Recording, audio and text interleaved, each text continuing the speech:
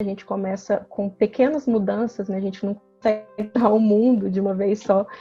Então, acho que isso foi uma coisa pequena que tem ajudado para que eu possa sair dessa zona de conforto. Então, eu acho que essa é a importância de você ser proativo, de você não se limitar àquela zona de conforto, e mesmo que você esteja numa empresa que você não vê como mudar aquilo, mude por você mesmo, né? Mude de forma independente. Fala galera, esse é o Propósito Cast e nessa segunda temporada a gente vai trocar uma ideia sobre propósito e os desafios de quem quer mudar o mundo sendo intraempreendedor.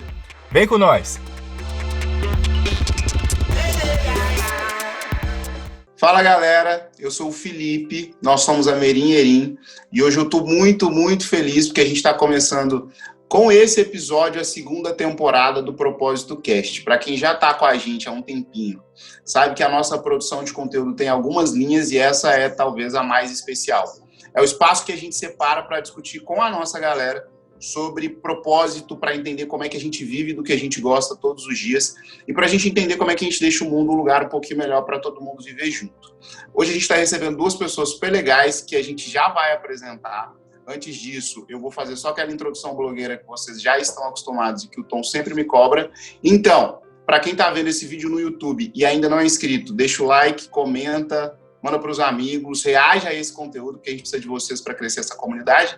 Mas lembrando que para quem está ouvindo esse episódio, ele está disponível no Spotify, no Deezer, onde mais, Tom? No Google Podcast e no Apple Podcast. Maravilhoso. Então, em quase todas as plataformas de áudio que existem por aí. Hoje a gente vai falar muito... Na verdade, essa segunda temporada como um todo, a gente separou para discutir intraempreendedorismo. O que quer dizer esse termo, né? A gente está muito acostumado a ouvir falar sobre empreendedorismo, que são pessoas que têm aí a atitude ou de abrir uma empresa ou de viver de uma ideia. A gente quer discutir pessoas que empreendem para dentro de empresas, pessoas que vivem do seu propósito na empresa de outras pessoas, para a gente entender que não existe resposta certa. Então, hoje a gente vai discutir muito com as duas pessoas que estão com a gente como é que a gente pode viver do nosso propósito. E aí, só para eu não perder também um outro costume que eu tenho muito, que é de filosofar, né, Tom? Eu só queria fazer uma introdução que está baseada em uma coisinha que está na minha cabeça já tem um tempo.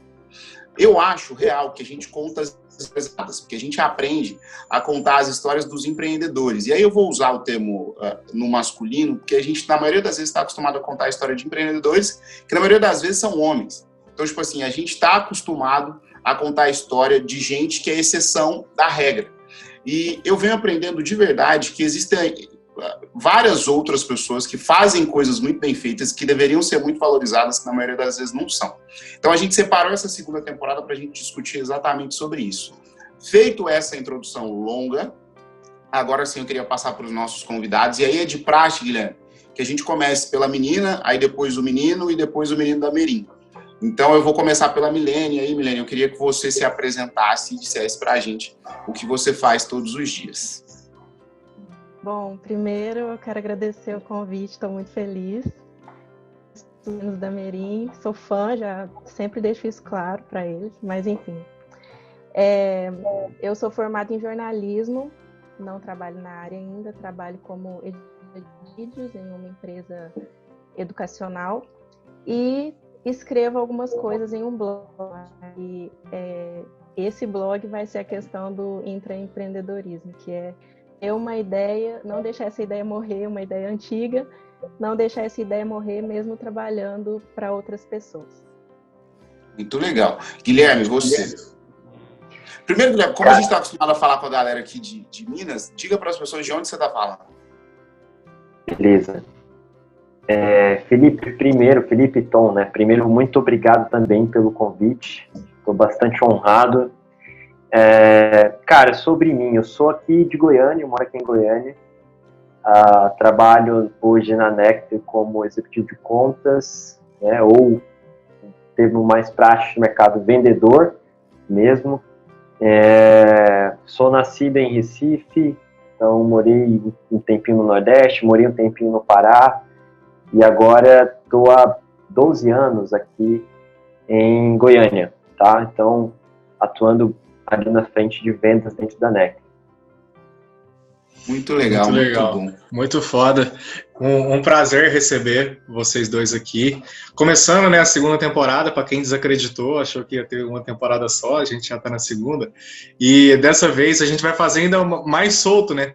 Eu estava acompanhando um pouquinho o Flow Podcast, que é aquele. E a galera lá, tipo, os caras fazem o podcast deitado em cima da mesa de som, com um monte de comida, um monte de coisa. Então, o nosso objetivo é ficar cada vez mais solto para deixar os nossos convidados mais à vontade. Então, se vocês quiserem falar, se vocês quiserem trocar ideia, estamos aí para deixar aberto e fazer o papo para gerar valor. Mas o nosso objetivo, como o Felipe falou, é isso, contar um pouquinho das histórias, né, e dar a voz, dar a visão para histórias de quem empreende para dentro, de quem fica ali na segurança, entre aspas, né, de empreender em uma outra empresa, mas que também faz muito acontecer. Então, é isso que a gente quer para essa segunda temporada. E obrigado para quem está escutando a gente. E fica até o final, porque vai ser muito foda. Muito, muito bom. Para a gente começar com a conversa, gente, o que pega? A Merim, a gente, e aí Guilherme e Milene, né? A gente faz 3 coisas, né? A gente fala muito do capitalismo consciente, muito de agilidade, de métodos ágeis de gestão, mas a gente reúne essas 2 coisas para fazer consultoria, então a gente atende algumas empresas, a gente faz educação, então a gente atende algumas pessoas, e a gente faz conteúdo, né? Que na maioria das vezes está relacionado com isso que a gente está fazendo aqui agora. Na parte da consultoria, nos últimos 20 meses, a gente teve a oportunidade de chegar em mais ou menos 30 empresas, aqui na nossa região, especificamente falando. E aí, tipo assim, uma das coisas que a gente percebeu durante esses 20 meses é que a gente conversa muito bem com os colaboradores dessas empresas, na maioria das vezes até mais do que com os proprietários e proprietárias. E isso fez com que a gente percebesse que esses espaços nem sempre estão preparados. Por mais que isso seja óbvio, mas eles nem sempre estão preparados para serem colaborativos. E a colaboração ela está completamente relacionada com a capacidade que a gente tem de conviver, né, de compartilhar. E aí eu queria ouvir de vocês, eu queria de novo começar pela Milene. O que você acha, Milene, que falta para os espaços de trabalho serem mais colaborativos e mais intensos quando a gente fala de compartilhamento? Cara, assim como você falou lá no começo que a maioria dos empreendedores são homens, eu acho que o que mais falta é a representatividade. Porque a partir dessa representatividade, você, antes de ter a voz ouvida, você tem aquele conforto em soltar a sua voz para alguém. Então, assim, não adianta eu como mulher, vamos supor, uma hipótese, estou numa empresa onde a maioria dos gestores, a maioria dos líderes são homens. Então, por mais que eu tenha esse anseio de compartilhar algumas ideias, de gerar algum tipo de mudança, eu sei que aquele machismo estrutural está ali presente. Então, acaba que eu vou me privar de falar alguma coisa por, sei lá, medo de, talvez, rejeição da ideia, por saber que aquela ideia realmente não vai surtir nenhum efeito pelo simples fato de eu ser mulher.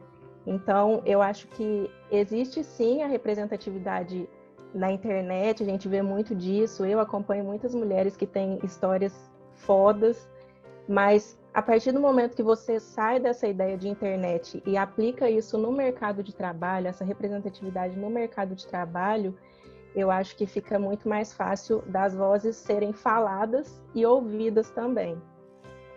Muito legal, muito bom. Guilherme, você, meu caro, você está numa diferente da nossa, e o Brasil, como um país continental, tem as suas diferenças regionais. Eu queria te ouvir também. O que falta, na sua opinião, com base no que você já viveu, para os espaços de trabalho serem mais colaborativos, darem mais voz para as pessoas? Show. Cara, assim, eu concordo demais com o que a Milene falou agora. O espaço precisa ser realmente representativo, tem que ter essa representatividade. As mulheres precisam realmente chegar e dominar tudo mesmo. E eu gosto muito disso. E assim, um ponto de atenção aqui para quem está ouvindo a gente é homem. Não negligenciem as opiniões das meninas, das mulheres dentro da sua empresa. né, ou não rebaixem o que acontece dentro das discussões, né, o que elas falam. As opiniões de todas as pessoas são muito importantes, né, sejam elas homens, sejam elas mulheres. Mas eu quis entrar nesse ponto mesmo porque, assim, eu sou homem, eu sou heterossexual, mas eu sei que a representação da mulher hoje é muito conturbada, né, principalmente no Brasil. As mulheres sofrem bastante com preconceito, né, até a forma também de receberem o salário, recebem menos que os homens. E hoje elas têm muita capacidade de brilhar muito mais que homem, tá? Mulher realmente tem essa capacidade, é um ser humano assim como o homem é.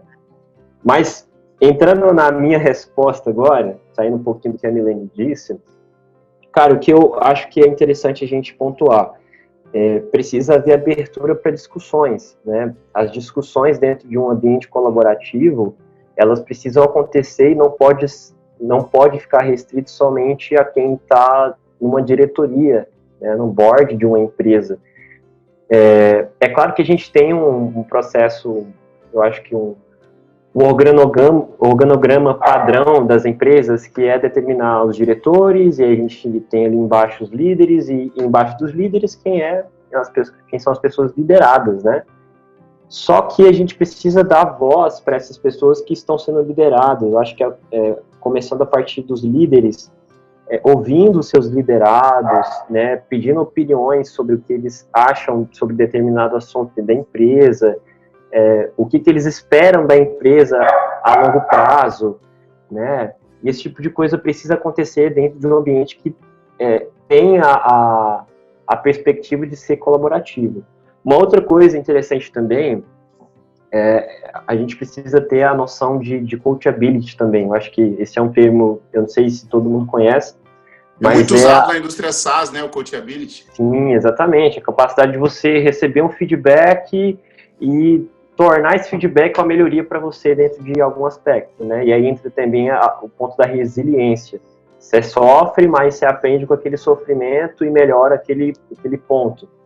Então a gente precisa saber que quem lidera a gente, quando lidera por bem, né, vai passar um feedback que tem alguma crítica que foi construtiva, e aquilo lá é para o nosso bem, né? E a gente precisa receber aquilo, pensar no que foi dito, né, levar embora, estudar sobre o que a gente tem feito de errado, ou o que está levando a empresa a algo diferente do que ela propõe para o mercado, por exemplo, e a gente, né, buscar alternativas para que isso seja melhorado.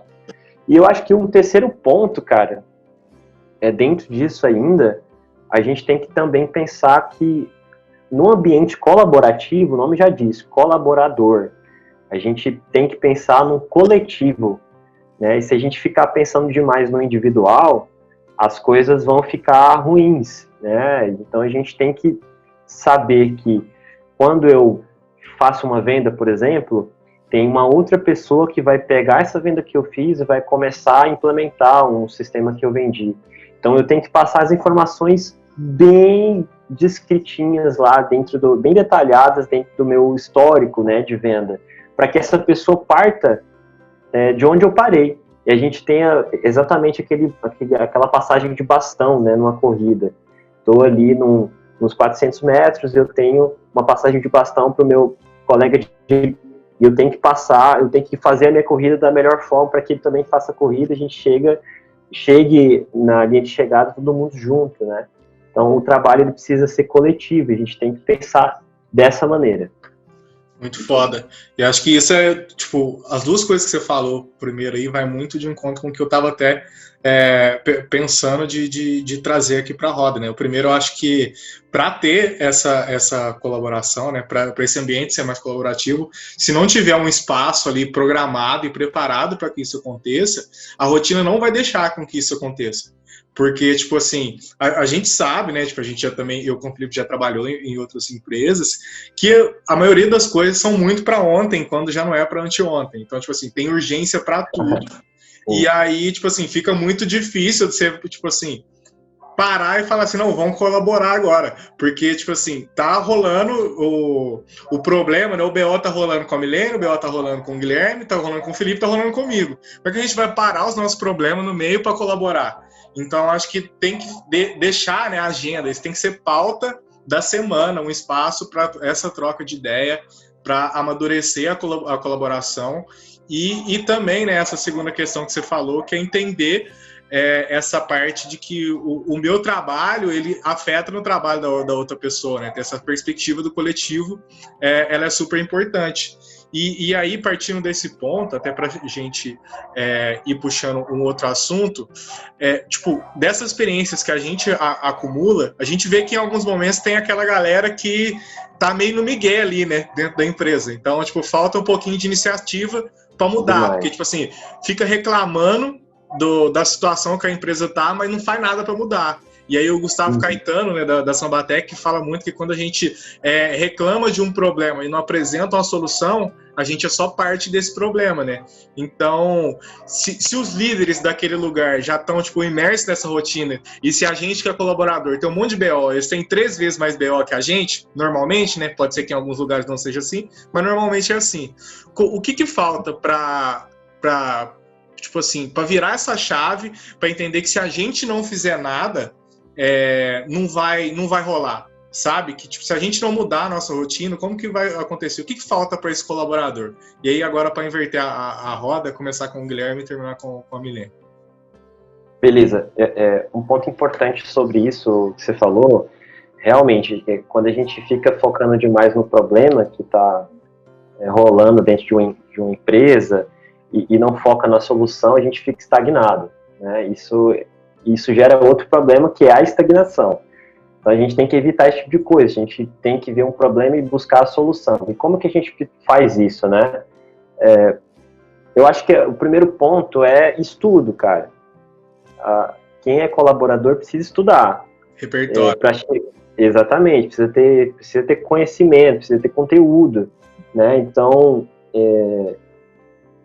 se a gente for buscar alternativas, né, para solucionar problemas sem ter repertório, né, a palavra que você usou foi muito boa, a gente não vai conseguir achar vias de soluções para aquele problema.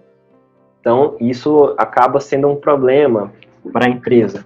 Um cara que foi contratado como colaborador de uma empresa, que está ali para ajudar, para ser diferente dentro de um ambiente do mercado mesmo, e ele vai lá e não consegue somar em nada. Isso é outro problema. Então, assim, a primeira coisa, acho que é focar realmente nisso, ter um estudo, ter repertório, e ficar atento às inovações, né? O mercado, ele se move muito rápido, né? Mas eu estava ouvindo uma palestra de um colega meu aqui da Nectar, Eduardo, e ele disse que para quem está externo, o mercado realmente se move muito rápido. A gente vê as coisas mudando de uma forma muito rápida, só que a gente não entende que ali as mudanças já estão acontecendo há muito tempo, né? Então, para a gente criar uma mudança geral, uma mudança que vai afetar a empresa como um todo, a gente precisa começar pequeno, né? Então, comece do simples, a gente busca estudo, busca conhecimento para que isso aconteça. Então, entra esse primeiro ponto. Depois, com conhecimento, né, antenado às inovações, a gente vai ter que se posicionar. Chega uma hora que a gente vai falar, o meu líder, né, eu estou vendo uma outra empresa fazendo de outro jeito e eles estão na nossa frente com relação a isso. Né? Vamos pensar nesse ponto, vamos ver o que a gente pode fazer diferente do que a gente já tem feito, e aí a gente está puxando o nosso olhar para o que a gente está fazendo diferente de rotina, né? Então, eu acho que esse é um ponto, posicionamento também. E, por último, cara, eu acho que estou sendo bem tripontual, né? Todas as perguntas estou colocando 3 pontos, mas eu acho que é importante isso, a gente ter outros pontos de vista também. Mas, por último, a gente mostrar uma projeção. Isso é mania de vendedor também, né, Guilherme? Fala exatamente. Assim, não é? Exatamente. Isso, a gente nunca leva uma solução só, né? A gente quer agregar mais valor nisso. Mas, assim, quando a gente se posiciona, né, e mostra também uma projeção para o líder, e aí eu acho que ele vai ficar até encantado quando um colaborador fizer esse tipo de coisa. Se for diferente disso, eu acho que o problema também está com o líder, né, de não ouvir os seus liderados, e volta na pergunta que a gente respondeu, né, anteriormente, mas mostrar para o líder, assim, ó, o líder, se a gente continuar dessa forma, a gente não vai chegar na nossa meta do final do ano. Isso é um problema. Então, vamos pensar em um formato diferente. Um exemplo, no início da pandemia, a gente estava com um discurso de venda, né, que, assim, ele era flexibilizado com o passar do tempo. O nosso formato de vender, ele muda com o passar do tempo, porque as metodologias também, elas evoluem. Então, a gente está sempre antenado nisso. Só que entra um fator que ninguém imaginava, uma pandemia, né, que afetou o mundo todo. Então, a gente precisava se flexibilizar, né, com relação ao processo de venda, com relação à forma de pagamento. Na nossa base, por exemplo, muitos clientes tiveram problemas financeiros, né, nos segmentos que eles atuam. Então, a gente precisou flexibilizar a nossa forma de comunicar o que a gente estava vendendo, a nossa solução, e flexibilizar também o atendimento ou a forma de cobrar dos nossos clientes. Então, entre esse ponto, quando a gente tem estudo, a gente se posiciona, a gente mostra uma projeção futura, né, do que vai acontecer se a gente continuar dessa forma, eu acho que gera valor para quem está sendo líder de uma empresa, e aí acho que são os papéis do colaborador, sabe? O cara tem que realmente não se sentir como um colaborador, mas se sentir como um dono da empresa também. Mas vamos lá, pegando isso que você falou, tipo assim, de olhar o que o concorrente está fazendo, chegar com a solução, ser orientado por dado, né? É um monte de coisa que é realmente necessário para que isso tudo aconteça. E tem um negócio aí para chamar a Milene para conversa, que, tipo assim, no código de cultura da Netflix tem isso, que, tipo assim, quando eles fazem isso como uma metáfora, né? Que é quando eu vejo um papel jogado no chão, independente se foi eu que joguei ou não, eu vou pegar aquele papel e vou jogar no lixo. Porque, tipo, eles falam que, tipo, o problema, a culpa não é de ninguém, a responsabilidade é de todo mundo. Porque, tipo, a colaboração é isso. A gente entender que por mais que não seja do nosso setor aquele problema, se a gente tiver alguma capacidade de ajudar aquele problema a ser resolvido, a gente tem que tomar a iniciativa de resolver aquele problema também, porque senão a culpa vai acabar sendo nossa, porque a gente foi omisso nesse negócio. Então, o quanto, Milene, que, tipo, essa parte de ter iniciativa, né, de se preocupar em resolver, em ajudar, e também de, tipo, tomar a iniciativa de olhar o que o mercado está fazendo, de ter esse repertório, é importante para não ficar nessa inércia de, tipo assim, esperar as coisas se resolverem e só esperar o salário no final do mês, esperar a sexta-feira. E como que você acha que isso pode ajudar a contagiar quem tá do seu lado também, para que a galera deixe de trabalhar no migué? Então, eu acho que isso aparece muito a questão da proatividade, né? Porque as coisas não caem do céu, a gente precisa correr atrás, sim. E eu acredito que a questão de você estimular o conhecimento, você estimular através de capacitações, de cursos para aquele colaborador, eu acho que isso pode ampliar a mente dele, porque vão aparecer coisas novas que ele não conhecia, e depois disso ele pode também sair daquela zona de conforto, buscar sair daquela zona de conforto. Que eu acho que isso pode entrar um pouco na questão do meu blog, né? Que tem o lance de eu trabalhar numa empresa, eu sempre tive a vontade de ter um blog, e acabou que nessa empresa você entra no automatismo, né? E aí, nesse momento, eu pensei assim, cara, eu acho que tá na hora de colocar em prática uma coisa que eu sempre quis fazer e que pode gerar um motivo para as pessoas, pode gerar uma certa identificação para as pessoas, representatividade, né? Então, até com a ajuda do Felipe, obrigado, Felipe, aí. eu tive essa iniciativa de começar uma coisa nova. E, apesar daquele automatismo, buscar uma coisa nova em meio à pandemia, em meio a tudo que está acontecendo. Então, eu resolvi, através de amigos, parceiros que me incentivaram, buscar mudar, como o Guilherme falou, né? A gente começa com pequenas mudanças, né? A gente não consegue mudar o mundo de uma vez só. Então, acho que isso foi uma coisa pequena que tem ajudado para que eu possa sair dessa zona de conforto. Então, eu acho que essa é a importância de você ser proativo, de você não se limitar àquela zona de conforto, e mesmo que você esteja numa empresa que você não vê como mudar aquilo, mude por você mesmo, né? Mude de forma independente. Encarar Como é que é o seu blog? Sem disfarce. E como é que é o endereço do blog? Não entendi, desculpa. Como é que é o endereço eletrônico? É endereço eletrônico que fala, Tom? Como é que é? Em 2000 era que falava. Vulgo link, né? Vulgo link. www.semdisfarce.com. Galera aí que quiser acompanhar. Sumiu o final. Deu uma cortadinha, fala de novo. É www.semdisfarce.com. E você fala do que nesse blog? Conta pra gente. Eu exponho algumas vulnerabilidades. Então, é como se fosse um diário mesmo, onde eu falo sobre tudo, sobre a minha vida, sobre coisas que eu tô pensando, sobre coisas que eu tô sentindo, e exponho para as pessoas. Muito bom. E aí tem texto novo quando? Então, né? Desde o começo eu coloquei como meta todo domingo, né? Só que eu não tô conseguindo acompanhar muito bem esse cronograma, mas a ideia é todo domingo mesmo. Muito bom, muito bom. Vai lá, Tom. www.semdisfarce.com. Muito bom.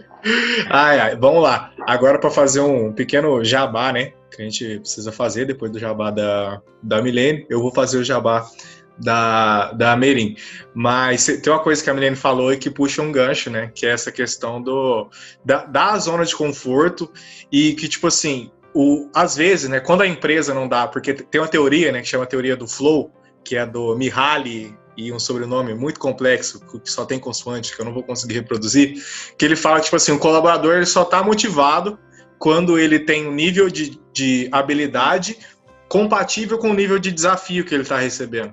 Então, se ele tem uma habilidade muito grande e ali ele não tem um desafio muito grande para cumprir, vai dar uma brochada nele, né? Ele não vai fazer aquilo que precisa ser feito, ou fazer de um jeito que, não vai ser tão legal, porque não tem motivação, né? Não tem essa coisa. E uma coisa que motiva muito a gente é o propósito, que é uma parada que faz a gente levantar da cama todo dia com vontade de fazer acontecer. Então, se esse desafio, como a Milene muito bem disse, não existe dentro do local que a gente está, a gente tem que criar esse desafio de alguma forma. Mas para isso a gente precisa entender o que a gente sente, né?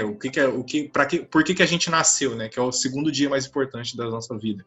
E a gente ajuda a fazer isso nos nossos conteúdos com o Projeto Propósito, né? Que é onde a gente expõe algumas ferramentas e algumas vivências nossas também sobre como que dá para viver fazendo aquilo que gosta e acordar feliz na segunda-feira.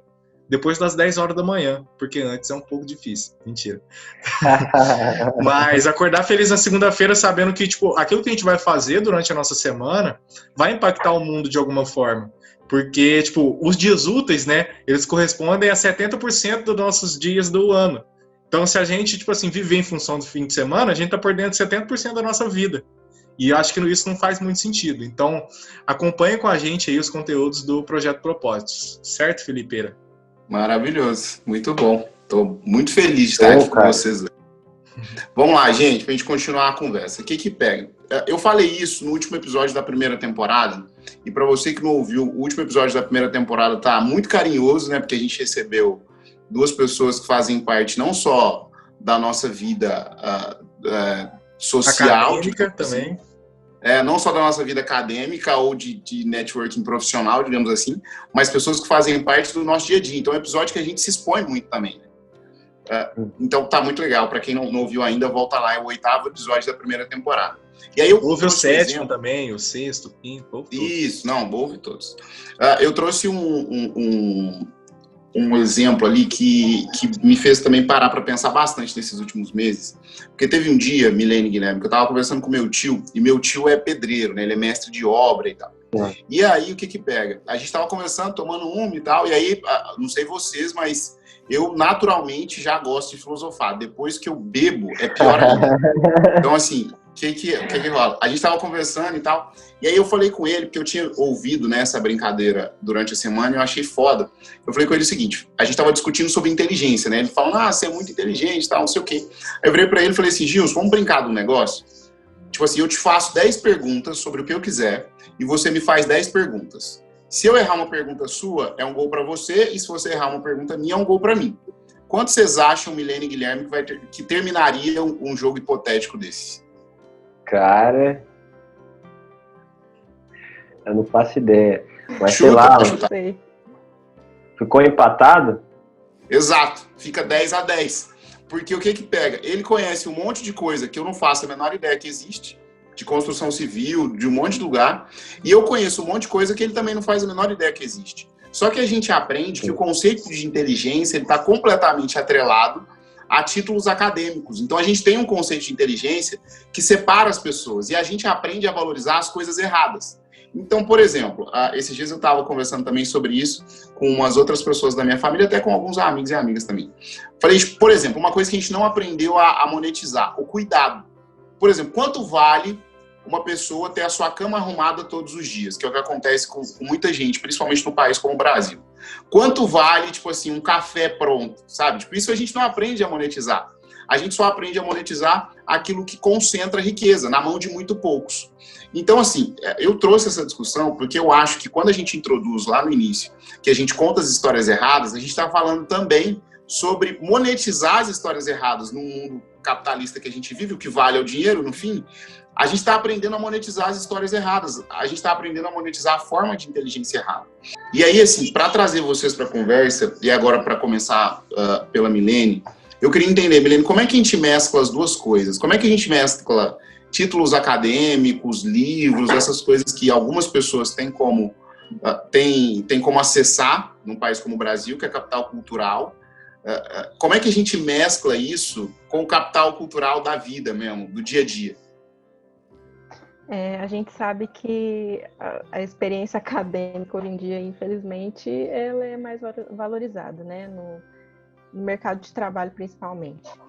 E eu acho assim que quando você tem essa experiência acadêmica junto com a experiência de mercado de trabalho também, né? Outros mercados de trabalho, e você chega numa empresa que você precisa conviver com outras pessoas, é inevitável que você tem que ter o lance da escola da vida, né? Você não vai usar só o seu conhecimento teórico que você aprendeu, sei lá, na faculdade ou em algum curso técnico para conviver com essas pessoas. Então, eu acho que é muito natural essa questão, a partir do momento que você convive com outras pessoas, que você precisa ter relação com o porteiro, às vezes nem só no mercado de trabalho, né? No seu prédio mesmo, quando você tem um contato com alguém, você não vai usar só o seu Lattes. Viver não cabe no Lattes, né? Eu acho que essa frase é uma frase que resume. Como é que é? Não ouvi, desculpa. Viver não cabe no Lattes. Então, eu acho que o dia a dia mesmo, o cotidiano que você vive, a sua história, a sua trajetória, não é baseada só no conhecimento que você tem na faculdade. E a vida, eu acho que a vida mostra isso pra gente de uma forma bem, bem natural. Muito bom. Viver não cabe no Lattes, essa eu não tinha ouvido ainda. Muito legal. Dá até pra tatuar, ué. Dá, não dá? Põe o seu livro aí de filosofia, ô Felipe. Dessa vez fui eu, Felipe, desculpa. entendendo, eu vou usar essa frase como se fosse minha agora. Vocês não estão entendendo. Não precisa referenciar, não, tá? Mas, ô Guilherme, o que rola? Tipo, por mais que a gente na Merim faça consultoria, educação e conteúdo, no fim do dia eu me considero vendedor. Não só porque a minha função é fazer com que a gente chegue até essas empresas que eu citei e fazer com que a gente gere negócio todos os dias, mas porque eu acho real que, tipo assim, a capacidade de venda ela tem que estar em todo tipo de profissão. Então, tipo assim, para pegar o que você faz todos os dias, cara, o vendedor ou a vendedora, essa pessoa, ela precisa ter, tipo assim, sim, capacidade teórica, mas a prática na venda conta muito, velho. O fato de contar história, de você fazer perguntas inteligentes e coisas do tipo, conta demais, e isso vem com a escola da vida. No seu caso, como é que você mescla as duas coisas para fazer o que você faz bem feito? Cara, hoje você tem ideia, eu não tenho nenhuma formação acadêmica. Então, se a gente fosse considerar o nível de inteligência das pessoas pela formação que ela tem, eu seria um Zé Ninguém, né? Então, assim, a prática, realmente, ela me levou ao lugar que eu tô hoje. E eu acho que a possibilidade de me adaptar em vários ambientes também, em vários cenários, porque quando eu vendo alguma coisa lá na Nectar, quando eu vendo Nectar, na verdade, eu lido com várias situações, vários cenários diferentes em empresas diferentes. Às vezes as empresas estão, por exemplo, gerindo um time comercial ou a carteira de contatos de clientes deles, ou o processo de venda dentro de planilha. Eles querem começar a automatizar isso, começar a acelerar mesmo a gestão de vendas e as vendas que eles fazem consequentemente. Ou, às vezes, a empresa já usa uma ferramenta, mas eles querem começar a melhorar o nível de dados extraído do que é executado dentro do processo. Então, assim, por que a prática influencia tanto nesse sentido, né? A gente colhe muita experiência, né? E aí eu acho que a gente volta sempre naquela primeira pergunta, a gente tem repertório. E aí, hoje em dia, para você ter uma ideia, eu vou pegar o exemplo de um desenvolvedor. Tem muita gente que desenvolve hoje e não tem formação de engenharia de computação, ciência da computação. O cara foi no YouTube por conta própria, a vontade dele de trabalhar nesse ramo de tecnologia. Ele mesmo baixou um programa no computador dele e começou a desenvolver. Né? Então, assim, vai muito dessa questão de vontade mesmo, de realmente eu vivenciar o que eu realmente aprendi dentro do mercado, dentro de onde eu trabalho, eu levar a minha experiência de vida mesmo, né? Tem pessoas que a gente vê que desde criança vendia jujuba no sinal, né, para ajudar a família a pagar as contas de casa, ou, sei lá, para dar comida, né, às vezes não tinha nem casa. Então, a experiência da vida leva a gente a ter vontade. E aí, eu acho que o que vai mesclar as duas coisas é a gente valorizar muito essa experiência da vida, a escola da vida mesmo. E aí, no final de tudo, a gente unir o que a gente tem de bom dentro do acadêmico nessa experiência de vida. Eu acho que a gente vai colher muito fruto bom disso, sabe? Eu ainda não sou formado, não tenho formação em administração, eu não tenho formação em relações internacionais, né? Eu sou um cara que está se formando em educação física. Então, assim, não tem nada a ver, na verdade, tem um pouco a ver com venda, assim, que eu também vendo. Tudo a ver, tudo. Exatamente. Então, assim, eu tô lidando com pessoas também. Né? E precisa vender o serviço dele, né, para ter os alunos. Também. Mas eu acho que principalmente da venda, eu acho que a comunicação, né? Quando a gente trabalha com pessoas, as coisas ficam muito ímpar. Então a gente começa a trabalhar uma forma de comunicar. Né? A gente não vai, por exemplo, dentro de um treinamento, eu não vou falar assim, 1, 2, 3, 4, contando o exercício que a pessoa está fazendo. Eu vou incentivar, vai, cara, você consegue, né? Só mais uma vez, né? Então, muda a perspectiva. né? A gente tá começando a trabalhar um relacionamento mais profundo com as pessoas, e eu acho que esse ponto de mesclar as duas coisas realmente faz todo sentido. A gente valoriza o que a gente aprendeu durante a vida toda, e eu só tenho 22 anos, assim, tem muita coisa para aprender ainda, e a gente vai unir o que a gente está aprendendo de bom dentro do acadêmico. Muito foda. Aí só para pontuar, desculpa, vim antes de você, mas só para pontuar. A gente não tá falando para não fazer faculdade, viu, gente? Pelo amor de Deus.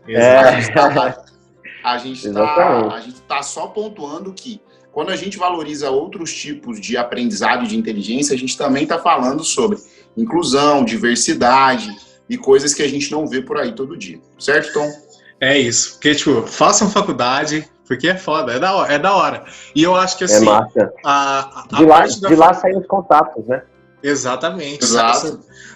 Tipo assim, o começo do seu preparo para a vida, mesmo. Contatos. Várias classificações. Todos os tipos de contatos, né? Mas eu acho que, tipo assim, para mim, o papel da faculdade é instigar a gente, em todos os sentidos, inclusive.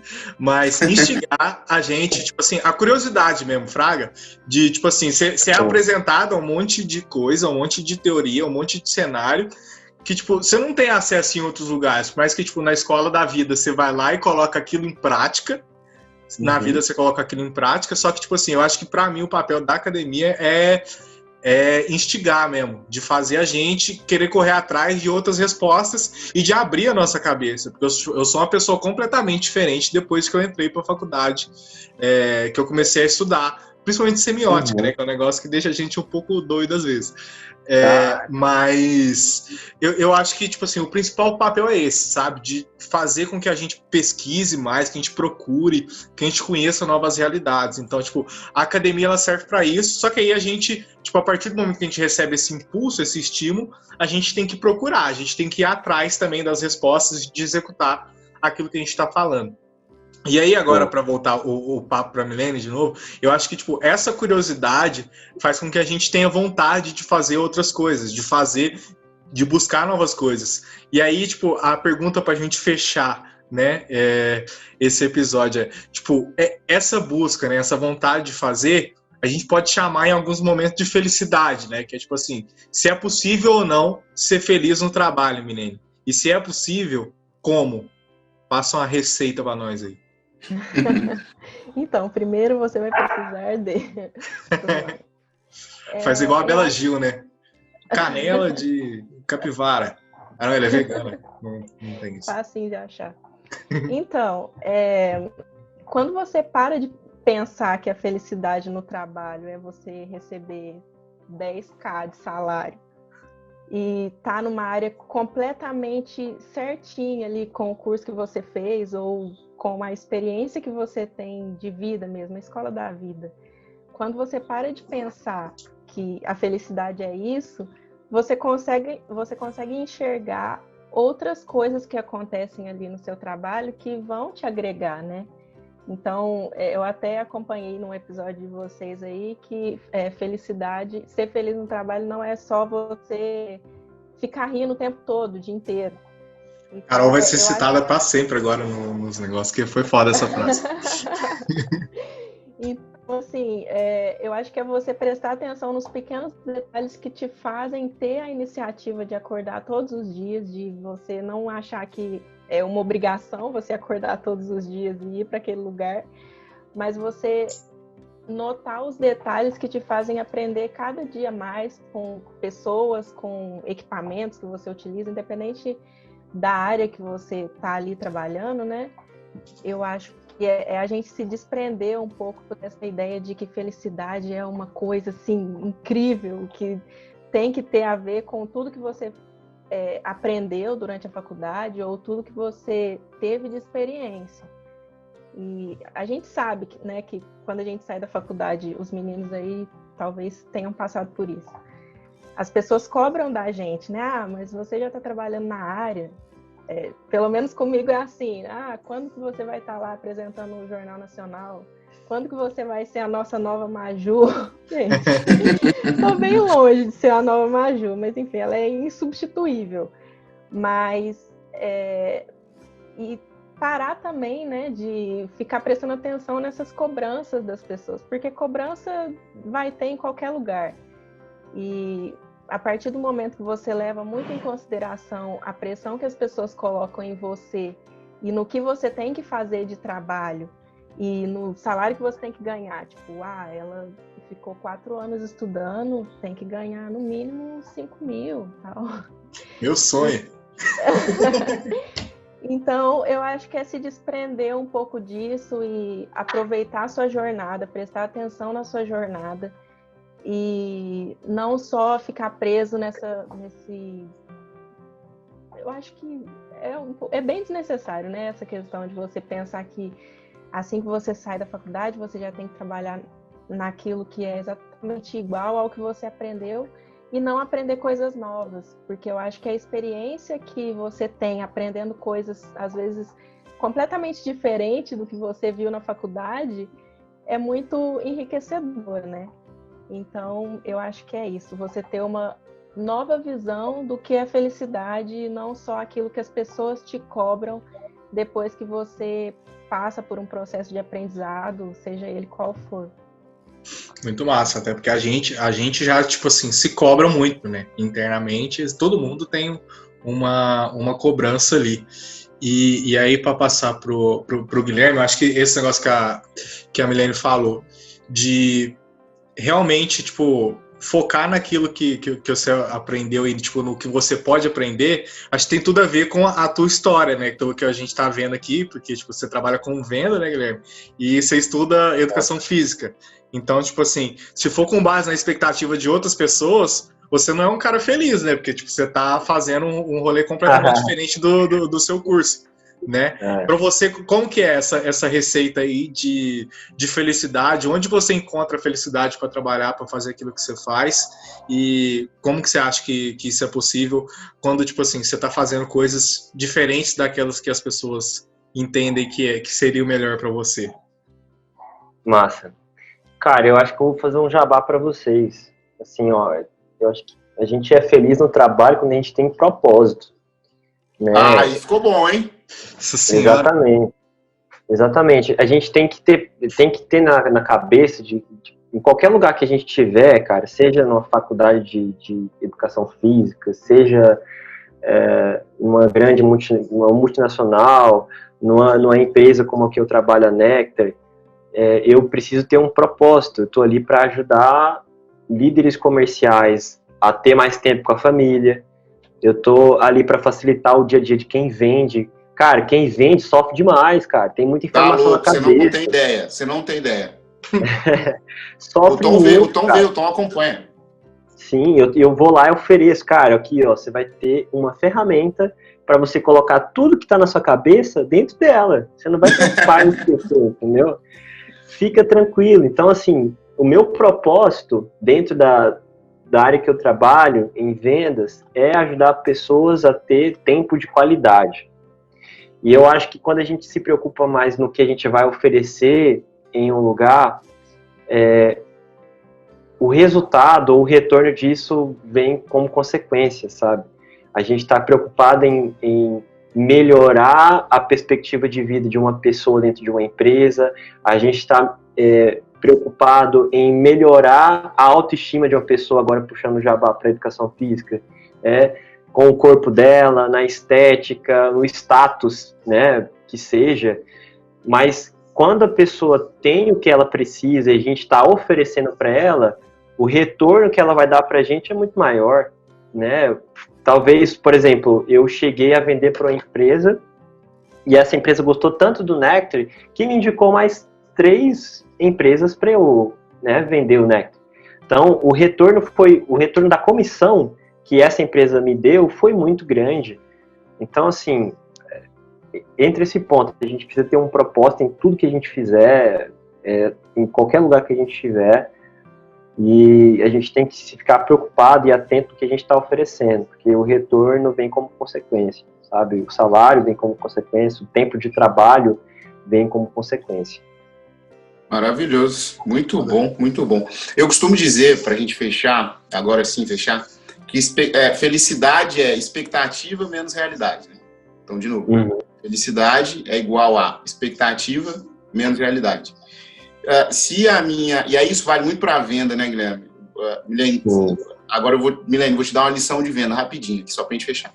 Como é que funciona? Quando você for vender algo para alguém, o que pega? Se a expectativa do cliente estiver lá no alto, e se a gente usa o termo ancoragem, né? Se você ancora, se você referencia o que você está oferecendo lá em cima, e o seu produto custa menos do que a expectativa do cliente, ele pode custar o que for que o cliente vai pagar, porque você colocou a expectativa dele lá em cima. E felicidade é isso, né? Na maioria das vezes, toda vez que a gente está feliz é porque a gente tinha uma expectativa ou menor, né, nesse caso, do que a realidade que a gente está tendo. Então eu acho que tem como a gente ser feliz no trabalho e, tipo, é muito dentro dessa resposta que vocês dois deram. Está totalmente relacionado com o quanto a gente está esperando das coisas que a gente vai achar na rua todos os dias e o quanto a gente está pondo de energia para que a realidade seja maior do que aquilo que a gente está esperando, e isso tem total relação com o propósito. Dessa forma... Quer falar, Guilherme? Não, pode concluir. Concordei contigo. Muito bom. Dessa forma, a gente encerra esse primeiro episódio dessa segunda temporada. Passou muito rápido, eu tô olhando o horário aqui, eu achei que, tipo assim, tinha passado uma meia hora, mas já deu quase 60 minutos. Eu gostei muito, muito, muito da presença de vocês dois. Queria aqui, né, fazer as vezes da Merim para agradecer muito o Guilherme, muito a Milene. Eu sei o quanto o tempo de vocês é valioso e o quanto vocês poderiam estar fazendo qualquer outra coisa nessa noite fria de quinta-feira, pelo menos aqui em Varginha tá um pouco frio. Eu espero que vocês tenham gostado. Por incrível que pareça, aqui também tá, cara. Goiânia aqui tá batendo um ventinho. É porque eu sou friento mesmo. Eu sou uma pessoa intensa, né, Wellington? Você sente as coisas com a intensidade acima da média. Exato. Mas para fechar, eu queria só que vocês deixassem aí, Milene, agora você pode fazer seu jabá, Guilherme pode fazer o seu, mas eu queria que vocês fossem rápidos, tá? Então, tipo assim, começa Guilherme e fecha Milene. Guilherme, suas redes sociais, LinkedIn, onde as pessoas podem te achar. Quiser vender, vende. 2 minutos você tem. Beleza. Gente, LinkedIn, Guilherme Melo, né? Você vai lá ver o Nectar. Eu esqueci agora a minha URL no LinkedIn, mas Guilherme Melo no LinkedIn. No Instagram, Gui Meloc, tá? Tem o C no final. Se você quiser trocar uma ideia comigo pelo Instagram, fica à vontade. Direct, a gente bate um papo lá. E essas são... acho que o Instagram é a minha rede principal, assim, né, de contato. Se quiser entrar em contato comigo lá, fica tranquilo. Agora, se quiser falar sobre o Nectar, procura lá no LinkedIn, me pede o meu número, que a gente vai trocar uma ideia. Eu vou te mostrar como que eu posso ser benéfico para a tua operação comercial. Beleza? Muito bom. Milene. Vai lá, Milene. Então, meu LinkedIn é Milene Pinheiro, Milene com Y no final, tá, gente? E Instagram, Twitter também, Milene CS. Essas são minhas redes sociais. E aí tem o blog também, né, que vocês não vão esquecer de acessar, www.semdisfarce.com. Maravilhoso, muito bom. Obrigado, gente, e até o segundo episódio. Valeu. O Propósito Cast é um conteúdo da Merim Erim com direção e roteiro de Felipe Barbosa e Tom de Paula, edição de Luiz Gustavo Ferreira e trilhas de Jonas e Jess Gallagher.